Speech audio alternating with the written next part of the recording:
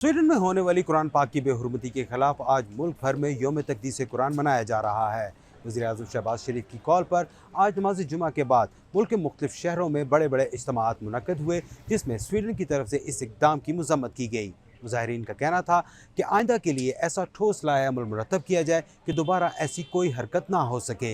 इस्लामाबाद में मुख्तलिफ मुकामात पर मुज़ाहरे मुनक्कद हुए, जिनमें सबसे बड़ा इज्तिमा आज इस्लामाबाद में अपारा चौक से शुरू हुआ, जिसने स्वीडन के सफारत खाने तक आना था, लेकिन इन्हें सुपर मार्केट के करीब रोक दिया गया।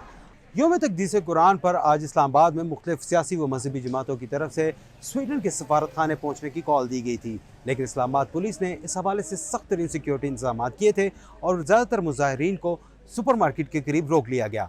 हम इस वक्त इस्लामाबाद के सेक्टर F6 में मौजूद हैं, जहां हमारे बिल्कुल करीब स्वीडन का सफारत खाना है, लेकिन यहां पुलिस की भारी नफरी तैनात है और किसी भी आम शख्स को यहां पर दाखिल होने की इजाज़त नहीं है। सिर्फ जो यहां के रहायशी हैं उनको भी बाकायदा शनाख्त के बाद यहां पर जाने की इजाज़त दी जा रही है। सफारत खाने के बाहर सख्त तरीन सिक्योरिटी है, जहाँ पर इस वक्त सैकड़ों पुलिस एहलकार मौजूद हैं और इस सफारत खाने की हिफाजत कर रहे हैं। इस्लामाबाद पुलिस का कहना है कि किसी को भी स्वीडन के सफारत खाने तक जाने की इजाज़त नहीं होगी। अलबत्ता स्वीडन के सफारत खाने की तरफ से कुछ अफराद जो थे वो मुजाहिरीन के पास गए और उनकी याददाश्त वसूल की, जिसमें इस इक़दाम के खिलाफ सख्त एहतजाज किया गया था।